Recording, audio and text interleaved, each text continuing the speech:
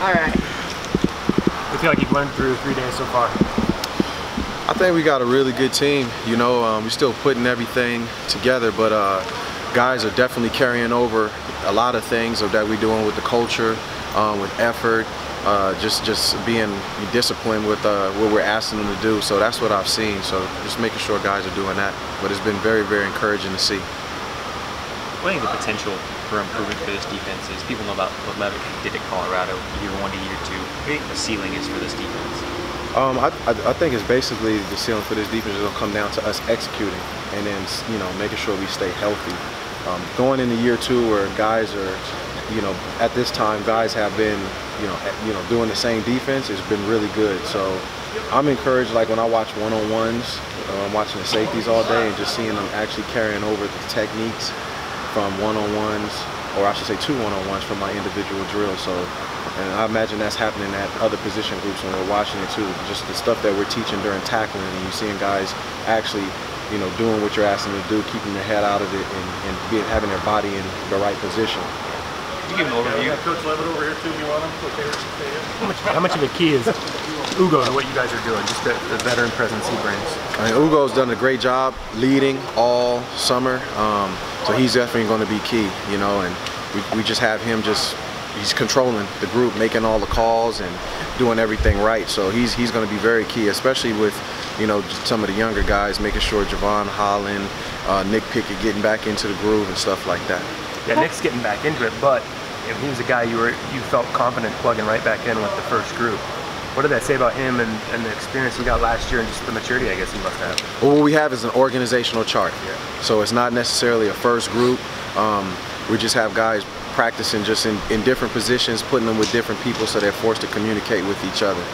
But I feel great about all the guys. I'm seeing a lot of good things from Brady, even from Javon Holland, you know, who's a new guy, you know, so it's very encouraging to see all these guys actually learn the playbook and then carry it over into the team periods. Have you seen some of those older guys been able to help the younger guys kind of get acquainted with new calls and really help them understand the, I guess, tempo of fall camp versus spring ball? Yeah, absolutely. I mean, those older guys have definitely been helping the younger guys with that. And I attribute a lot of it to the younger guys have been doing a great job of getting in their playbook, actually following the older guys' lead. So that's good to see.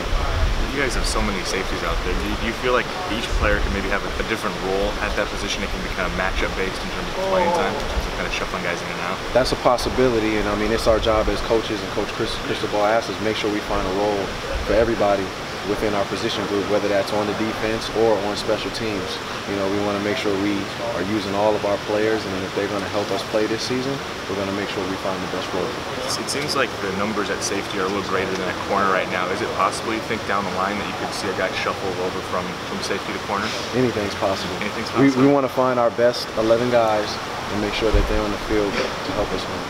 What have you seen from Javon and Steve, who are obviously 2 true freshmen in this first fall camp? From Javon, just, you know, great cover ability. You know, he's a son of a coach, so his football IQ has been really good at picking up the defense. And then Steve, he's just gotten better with the techniques and then with the learning of the defense from what he did last spring, showing up in the run a little bit more and actually being a little bit more confident in making the calls. Javon's looked like he had a knack for forcing turnovers. Is that something you guys knew?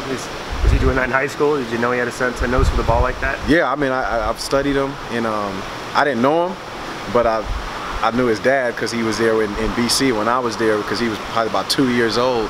But he's just a really heady ball player, you know, and turnovers, we talk about this, turnovers is something that's in you. You have to be conscious of it. And then he got out there and created like three or four turnovers within the first couple of days. So, I mean, you have to emphasize it, and that's what we're doing when we do our turnover drills.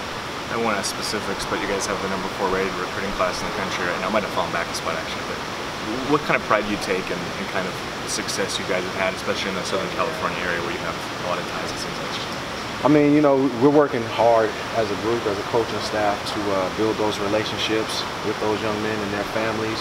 I mean, it's great, but to be honest, you know, that's what it is today. We wanted to stay that on National Signing Day, and if it does, great, and that's what we're shooting for. So, you know, the Cali flock is awesome, and, you know, anybody who joins our family, wherever they're coming from, we're glad to have them.